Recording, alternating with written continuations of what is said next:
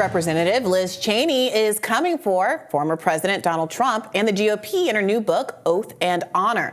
Liz Cheney condemns her former Republican colleagues as enablers and collaborators who, after the 2020 election, were, quote, willing to violate their oath and the Constitution out of political expediency and loyalty to Donald Trump. Cheney blasts the GOP's actions since 2016 as cowardice, notes that so many were willing to support Trump, who she calls, quote, the most dangerous man ever to inhabit the Oval Office. In her book, Cheney recounts a scene in the GOP cloakroom before the January 6th Capitol riot where Republican Congressman Mark Green name-dropped Trump, saying the things we do for the orange Jesus. Here's more from her book. Let's watch. And she writes, get ready, Cheney, Mar-a-Lago? What the hell, Kevin McCarthy. They're really worried. Trump's not eating, so they asked me to come see him. Cheney, what? You went to Mar-a-Lago because Trump's not eating? McCarthy, yeah, he's really depressed. And MSNBC's Rachel Maddow plans to interview Cheney on her show. Here's that announcement. So heads up, something you are probably going to want to see. 1 week from tonight, Monday next week, I'm going to be speaking for the first time ever with Liz Cheney, the former Republican Congresswoman from Wyoming. Liz Cheney, of course, was chair of the House Republican Conference. That's one of the Republican senior leadership jobs in Congress. But her vocal opposition to Donald Trump, her role as the very outspoken vice chair of the January 6th investigation last year, those cost her her job in Republican politics. She was kicked out of Republican leadership. Oof. Okay, so Rachel Maddow celebrating breathlessly that she's about to interview Liz Cheney has gotten skewered from people across the political spectrum. I saw leftists saying, hey, remember that she voted 93% of the time with Trump? She's your hero now because she showed like an inkling of courage and integrity at the end. Glenn Greenwald tweeted out, hilarious. Number one, CNN is acting like they got a great scoop because Liz Cheney gave them her new anti-GOP book. 2, she chose CNN because she knows it's dumb liberals who will buy this. 3, she pompously called her book Oath and Honor. And 4, she lost her last race by 36 points.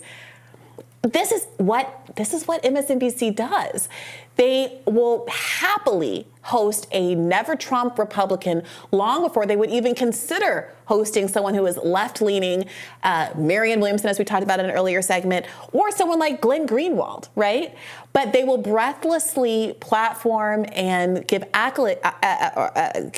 compliments to anyone who has ever criticized Donald Trump. Yeah, the only constituency for Cheneyism is, in fact, the MSNBC yes. viewer. There is, and it's always been the case, the amount of attention the Never Trump Republicans get from the mainstream media. They have prominent positions as columnist, the newspaper columnist from the right perspective is a Never Trumper every time.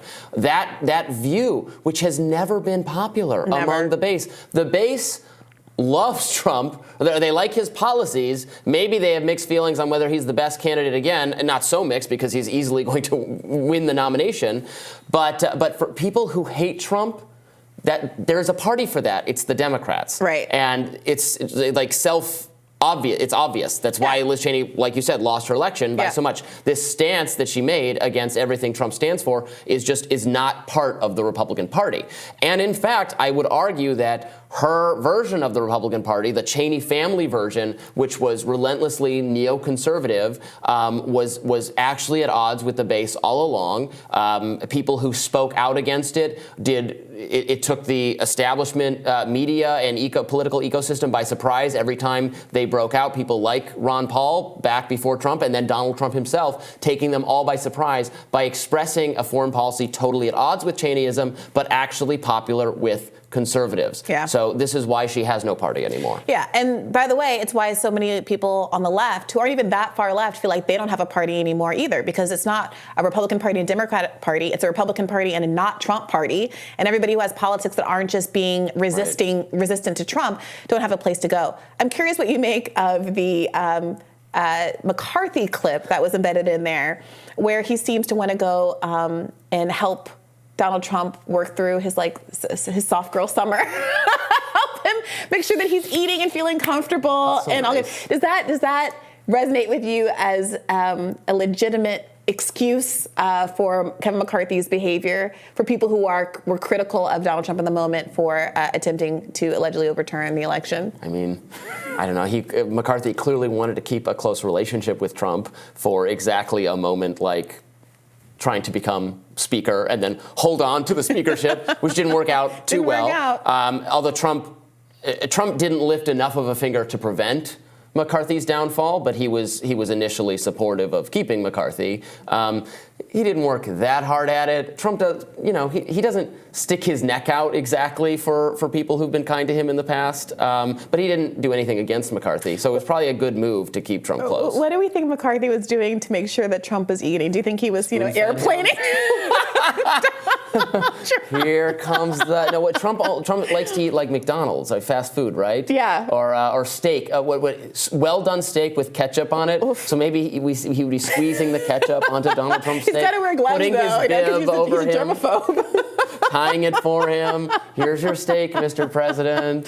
Oh, goodness gracious. That's Trump's power. He could absolutely get all of them to do. Remember the dinner with that he had with Romney, and it was during Game of Thrones was big back then, so everyone put a say your name. My name is Reek for the Ramsey Bolton Theon Greyjoy thing. Yes. It's just totally accurate every time. Trump, and say what you will about Liz Cheney, but she is right about this, that a lot of them don't like Trump and will badmouth him behind his back, but will not stand up to him, will not go public the way she did. Now, it's going public the way she did, unpersoned her effectively within the Republican Party, but has led to, she's going to be a successful Democratic media figure for the rest of her life. It might not have unpersoned her if everybody had kind of shown that integrity at the same time.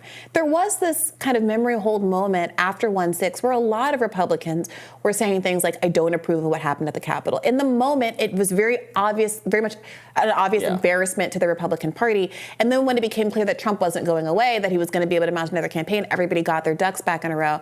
And we were watching a clip earlier on The View of Alyssa Farah, who used to work for the Trump administration and was one of the earlier people to break away and start to criticize him, say exactly that she knows so many people. She was a witness to so many people who had issues with Donald Trump up to, through, and after 1/6, but who were unwilling to say so. And I do wonder what the alternative universe looks like in which everyone had just stuck to their guns. Would the Republicans have been able to basically defeat Trumpism in some way or pivot to someone who is Trump-like, but not with all of that baggage, if they had all done so together? Or would it have been a repeat of 2016, where many, many people did try to beat Trump and they weren't able to get between him and public sympathy? They kept expecting, it's better for us if we don't attack him, and he just goes away of his own accord quietly. Wouldn't that be nice? And they keep thinking that he's going to do that, and I don't know why. He's never going to do that. He'll be the 2028 nominee for the Republican. He'll be the 2032 one,